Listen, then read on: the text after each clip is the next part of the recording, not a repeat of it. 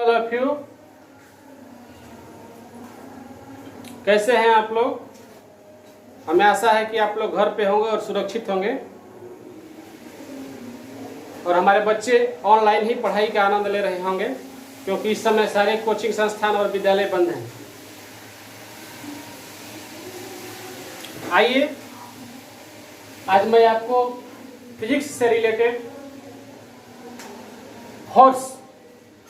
Force क्या है, what is force के बारे में आपको बतलाने जा रहे हैं। जिस तरह से पिछली वीडियो में आपने हमें प्यार दुलार आशीर्वाद दिया था, आशा है कि आगे भी मिलता रहेगा। बच्चों एक चीज मैं बतलाने जाता हूं कि फिजिक्स हम पढ़ाने जा रहे हैं। फिजिक्स है क्या, व्हाट इज फिजिक्स। मुझे जब मैं इंटर में पढ़ता था, मेरे गुरुजी उस समय बतलाए थे, उस समय उसका बतलाया आज भी मुझको याद है। Physics is the branch of science dealing with the nature and natural phenomena.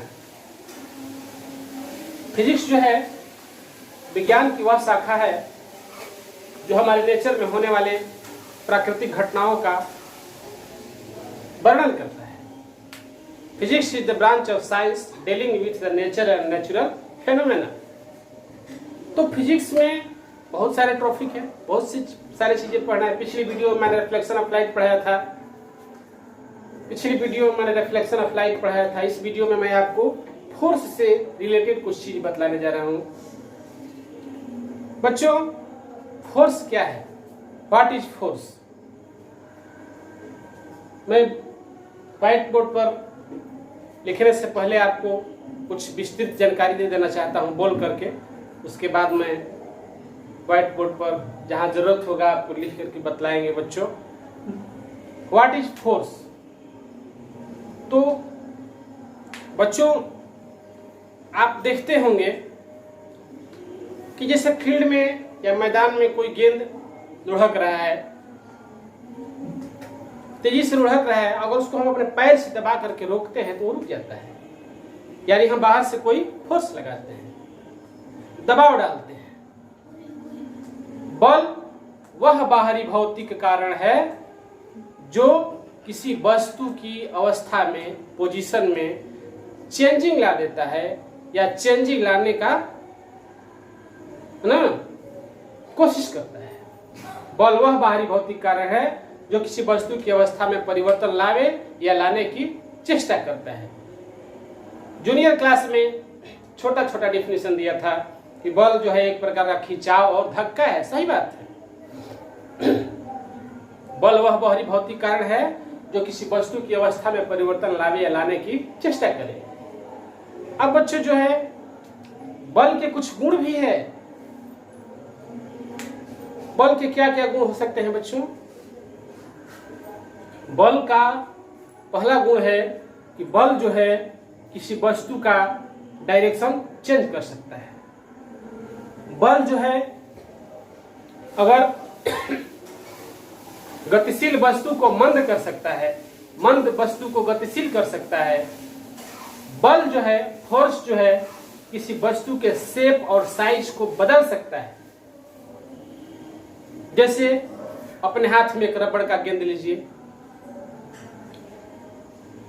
अपने हाथ से उसको जोर से कस करके दबाते हैं तो पिचक जाता है, यानी जब फोर्स लगाए तो उसकी आकृति में चेंजिंग हो गया। तो ये बल का गुण है बच्चों। बल किसी वस्तु की स्थिति में परिवर्तन ला सकता है। बल जो है किसी वस्तु की दिशा बदल सकता है। बल जो है किसी वस्तु की आकृति, आकार बदल सकता है। बल का एसआई यूनिट न्यूटन होता है। बल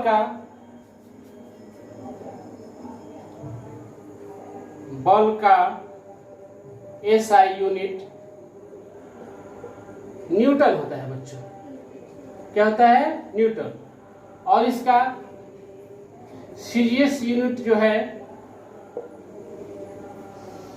डाइन होता है। 1 न्यूटन बराबर 10⁵ डाइन होता है। ठीक है बच्चों। बल का SI मात्रक न्यूटन होता है। इसमें न्यूटन साहब ने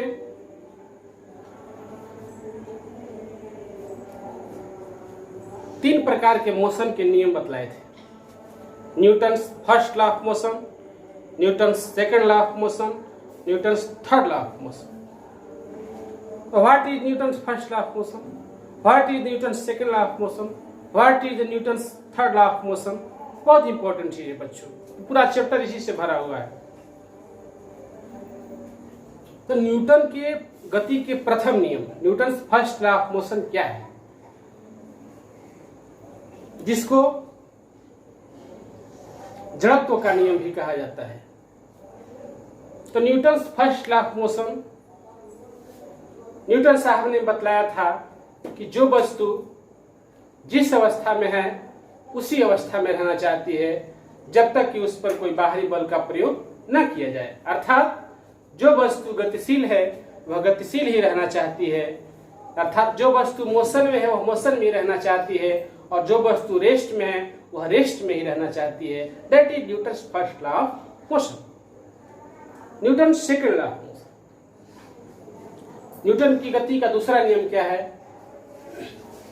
किसी असंतुलित बल द्वारा, अनबैलेंस फोर्स द्वारा, किसी असंतुलित बल द्वारा किसी पिंड में उत्पन्न त्वरण एक्सीलरेशन लगाए गए फोर्स के प्रोपोर्शनल होता है, लगाए गए बल के समानुपाती होता है, और उसके मास के इनवर्स रेसिप्रोकल होता है, उसके मास के जो है व्युत्क्रमानुपाती होता है। ठीक है बच्चों, यानी Newton second law of motion से हमें Newton's second law of motion से फिर एक बार रिपीट करते हैं। किसी असंतुलित बल द्वारा किसी पिंड में लगाए गए, किसी असंतुलित बल द्वारा किसी पिंड में उत्पन्न त्वरण acceleration denoted by A, acceleration किसी पिंड में उत्पन्न त्वरण लगाए गए बल के प्रोपोर्शनल होता है।